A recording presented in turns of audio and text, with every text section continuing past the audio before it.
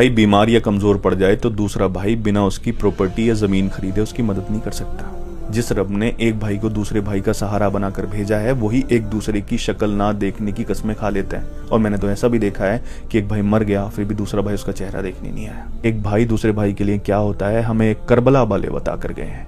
जंग की पहली रात, अगले दिन जंग थी और उससे पहली रात जो थी ना, सबको बैठाया हजरत इमाम हुसैन अलैहिस्सलाम ने और सबको बैठाकर कहा कि जिसको जाना हो वो जा सकता है। जंग छोड़कर, मेरा साथ छोड़कर जिसको जाना हो वो जा सकता है। मैं यहाँ बैठे हुए सबको जन्नत की बिसारत देता हूँ। अगर कोई छोड़कर चला भी जाएगा तो उसको जन्नत मिल जाएगी।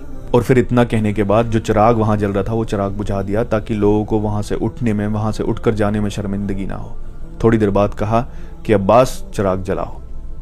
फिर चिराग जलाया तो कोई उठकर नहीं गया। फिर से ये बात दोहराई कि जिसको जाना हो जा सकता है, जन्नत मिलेगी उसको, मैं गवाह हूं इस बात का। फिर से चिराग बुझा दिया। थोड़ी देर बाद कहा कि अब्बास चिराग जलाओ। ये 3 बार किया, कोई भी वहां से नहीं गया। ये देखिए, हजरत इमाम हुसैन को अपने भाई हजरत अब्बास पर यह भरोसा था कि सब जा सकते हैं, मेरा भाई अब्बास नहीं जा सकता। इसलिए बार बार कहा कि अब्बास चिराग जलाओ।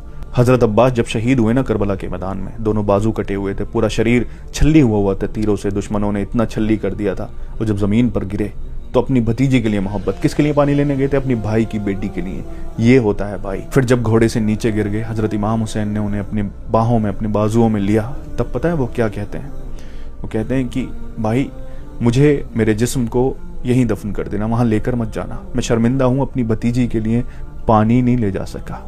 ये था भाई दूसरी भाई की औलाद के लिए। और जब वो शहीद हो गए, हजरत इमाम हुसैन ने अपने मुबारक चेहरे को आसमान की तरफ उठाकर कहा कि यार अब मेरी कमर टूट गई, यानी मेरा भाई चला गया। ये बताया कि एक भाई अगर भाई का साथ छोड़कर चला जाए तो उसकी कमर टूट जाती है। ये सहारा भाई का होता है और जो सहारा भाई दे सकता है दुनिया में कोई और दे ही नहीं सकता। लेकिन अफसोस, इस दुनिया ने, इस पावर की हवस ने, इस दौलत ने भाई को भाई का ही दुश्मन बना दिया है। मेरी दुआ है रब से कि काश लोग इस रिश्ते की अहमियत को समझें, क्योंकि भाई, दौलत, शोहरत, मालियत सबसे बड़ा होता है।